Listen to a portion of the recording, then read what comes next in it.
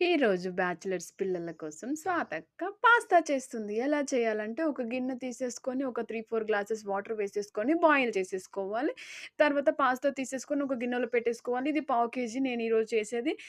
ఆ water boiling అయ్యేటప్పుడు ఒక టీ స్పూను ఆయిల్ వేసుకోవాలి. ఆయిల్ వేసుకుంటే అతుక్కోదనమాట. మంచిగుంటది పాస్తా. పాస్తాని కలిపేసుకొని మధ్య మధ్యలో చెక్ చేసుకోవాలి చేతితోని.